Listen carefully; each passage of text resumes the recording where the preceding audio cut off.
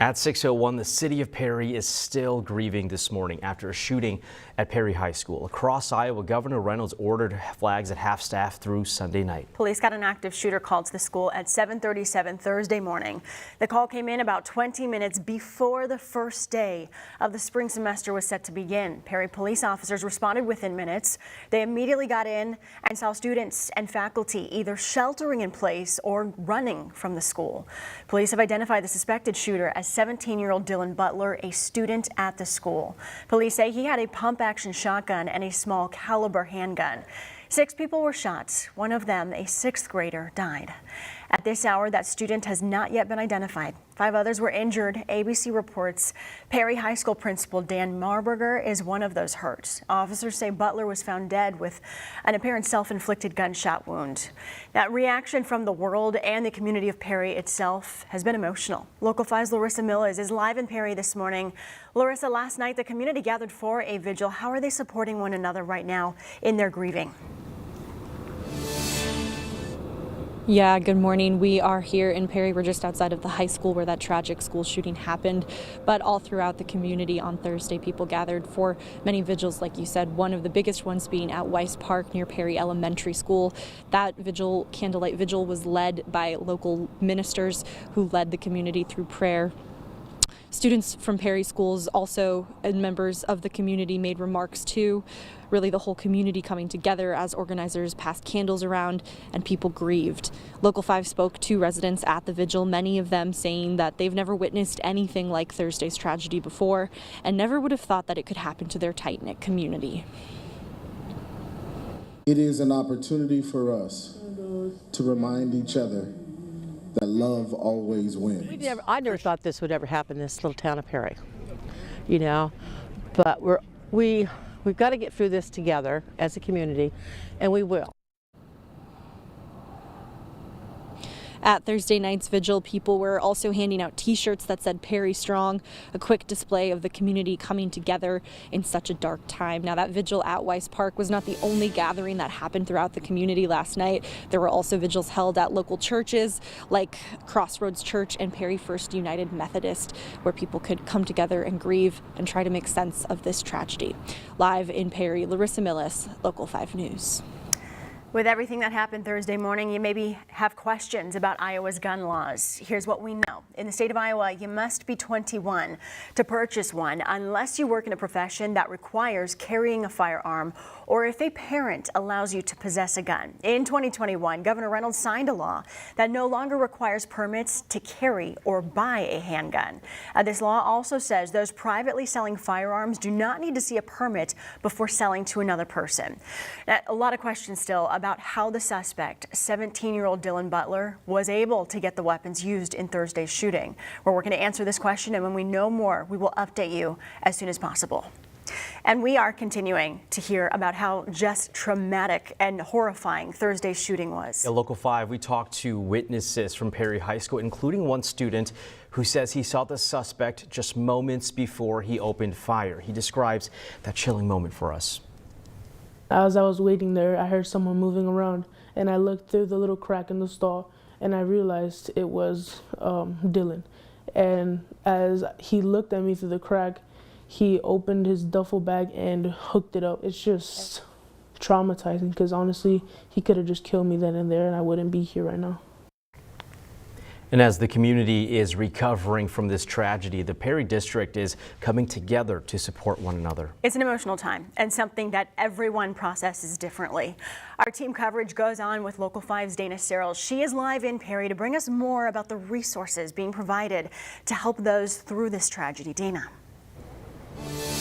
Samantha Chanu, it's something that you really can't put into words. The emotions are running high in the community of Perry, but the community is coming together and providing resources for those who are grieving. Everybody will be grieving in their own ways and overcoming this tragedy. The Perry School District will be closed all day today, but there will be counseling services offered at the Perry Library from 10 a.m. to 3 p.m. for students, and that'll be offered through Saturday. The LCC Canine Comfort Dogs will deploy their full group to Perry to support the community starting Sunday through next Friday. And Local 5 spoke with a counselor on Thursday afternoon to hear more about what they want the community to know. There is somebody out there to help you, and we want to. That's our passion, and so we are here. And to reach out, no matter what you think. We've heard it all, and no issue is too small. Iowa State University also offered a number of resources online. They have an Iowa Concern hotline open for calls for confidential assistance, as well as various articles for how those can cope with this tragedy. They also add that the 988 hotline is always open for crisis situations, for immediate attention. And if you want to learn more about these resources being offered throughout the community and how you can help the community of Perry, you can go to weareiowa.com for those resources. Live in Perry, Dana Searles, Local 5 News. And as we here in Iowa are still processing the news coming out of Perry, the country's eyes are on us. Vice President Kamala Harris tweeted a statement, and she's mourning the death of the 6th grader and those hurt in Thursday's shooting. Also on Thursday, White House officials are saying in a statement, our hearts break for the families of the victims in yet another act of senseless gun violence. Leaders at the White House, they're added they have been in touch with the governor's office, and federal officials are working with Iowa law enforcement. And as Dana mentioned, Perry schools are closed today, and sports at Perry High School are on hold through the weekend. The school's JV and varsity basketball games scheduled for tonight at Greene County are postponed. The boys and girls wrestling teams both withdrew from an event on Saturday. So the next scheduled event is a girls JV varsity doubleheader at Des Moines North on Monday. There right now is no announcement yet on that status. There's also no announcement on any scheduling. Perry's neighboring community, Woodward Granger, announced their basketball doubleheader today has also been postponed. The Drake women hosted Indiana State on Thursday night, and before tip-off, they held a moment of silence for Perry. The Bulldogs did go on to win that game. Now, there are many ways to help those impacted by tragedies just like this in Perry. Here's one way. You can ease the burden on hospitals supporting victims. LifeServe needs blood donations. They're supplying blood to Des Moines area hospitals to help treat Thursday's victims. If you want to donate blood, you have two options. You can either schedule an appointment or simply walk in to any LifeServe blood donation location.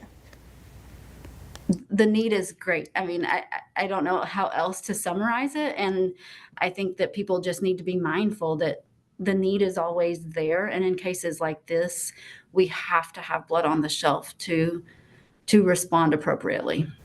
For everything this community has been through in the past year, this is just a tremendous outpouring that we're seeing now of people coming through and donating blood. Yesterday, a lot of people said this feels different than any time I've ever donated blood.